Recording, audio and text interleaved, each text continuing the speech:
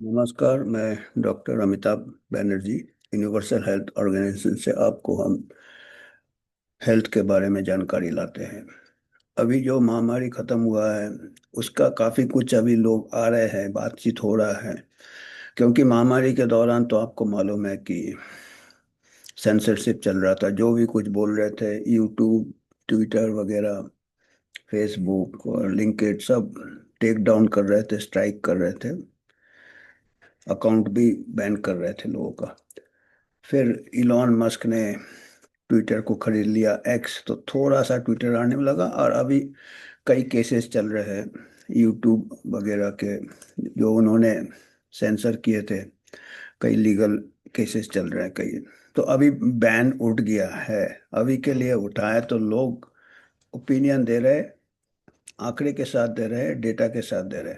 पहले तो कोई भी एविडेंस, कोई भी चीज का जो कि एंथनी फॉची, सीडीसी, डब्ल्यूएचओ के परे होते थे, उसको ब्लॉक कर दिए जाते थे। अभी सब आ रहे हैं, एंथनी फॉची के भी कारनामे बाहर आ रहे हैं। तो एक जो है, कई ऐसे कई नुकसान हुए हैं महामारी में, वायरस से नहीं हुए। जो वायरस को प्रमोट किया, एक प्रकार से वायरस को रॉयल्टी बना दिया, सब वायरसेस में सबसे बड़ा वायरस, जबकि उसका मृत्यु दर 69 ईयर्स एज तक 0.05% से कम था। 0.05% से, देख लीजिए लिटरेचर में आ गया था। और उसको एक रॉयल्टी स्टेटस दे दिया, राजघराना बना दिया, वायरस का किंग कोरोना बना दिया, जो भी है। अब उसके लिए अब कुछ ऐसी दवाइयाँ, टीके तो बाद में आए, उसके पहले कई ऐसे, आपने नाम सुना होगा, हमारे देश में वो ब्लैक में भी बिकता था, रेमडेसिविर। रेमडेसिविर की भी पुरानी कहानी है। इबोला के लिए उसको डेवलप किया था, इबोला के लिए ट्रायल हो रहे थे, और इबोला ट्रायल में उसका मृत्यु दर 53% पाया गया था, 53%। बताइए, इबोला का 20-30% मृत्यु दर है। इबोला सीरियस होता है, जिनको हो जाता है सीरियस होता है, तो उसमें रोक दिया। उसके लिए उसको बोला कि बहुत खतरनाक है। इबोला के लिए जो दवाई फेल हो गया था, रेमडेसिविर फेल हो गया था, उसके साइड इफेक्ट्स काफ़ी थे। किडनी डैमेज है, लिवर डैमेज है, मल्टी ऑर्गन फेलियर। रेमडेसिविर इस्तेमाल किया कोविड में, एंथनी फॉची के कहने पे। तो एक हम डॉक्टर स्टीव मार्टिन है, उनका 2 मिनट का हम स्टेटमेंट देंगे। अभी हमें करें ना, अभी सब स्टेटमेंट आ रहे हैं। वो कोई इंटरनेशनल रिस्क मैनेजमेंट एक्सपर्ट है, फाइनेंशियल रिस्क रिस्क वगैरह असेसमेंट करते हैं। करीब 120 देशों के कंसल्टेंट भी हैं। तो वो बता रहे हैं कि रिस्क कितना था रेमडेसिविर सीट से। और वो उन्होंने मेडिकल जर्नल से भी कोट किया है, 53%। और हमारे देश में आपको मालूम है कि लाखों रुपए में बिके हैं रेमडेसिविर के स्टॉक, और काफी नुकसान हुए है इसमें। तो ये हम सोच रहे हैं कि जानना जरूरी है, क्योंकि अगला फिर कोई महामारी में ऐसा कोई दवाई जल्दी से पुश कर दे जिसका कोई फायदा नहीं है। और खाली रेमडेसिविर को ही नहीं पुश किया था, दूसरी दवाइयाँ को बैन कर दिया था।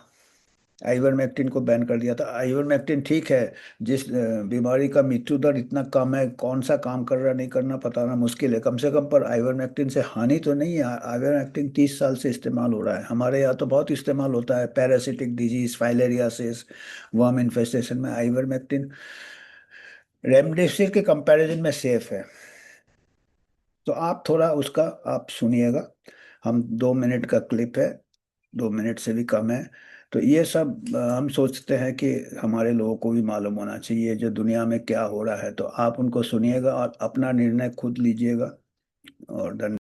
Remember that in 2018, remdesivir, one of my favorite targets, remdesivir was too unethical to put into Ebola clinical trials in Africa because it had a 53% kill rate published in medical journals. Ebola doesn't have a 53% kill rate, but it was chosen in April and May of 2020 to be the drug of choice to treat COVID. this drug was too unethical to use in an African clinical trial because it was killing 53% of the people that it was given to. And we had Anthony Fauci, Deborah Birx sitting next to the president going, we need to use remdesivir, despite the fact that the World Health Organization said it was unethical to use it. Here's the problem. The problem is, as long as the financial interest that dictates what product is going to be promoted is the one making the declaration of the pandemic, we have no possibility for accountability. We have no possibility for justice. And what we do is we allow people who were formed out of the eugenics office, Carnegie Mellon in 1913, that same group of people that were the same group of people that established the World Health Organization in 1953, that same group of people are the ones who are making this decision. And I don't know how you feel about eugenics, but I have a problem with it. Independent UHO का account है ये। हम किसी pharma से या कोई private institution से या पॉलिटिकल पार्टी से स्पॉन्सरशिप नहीं लेते हैं। आप ही के मदद से हम आपको ऐसे समाचार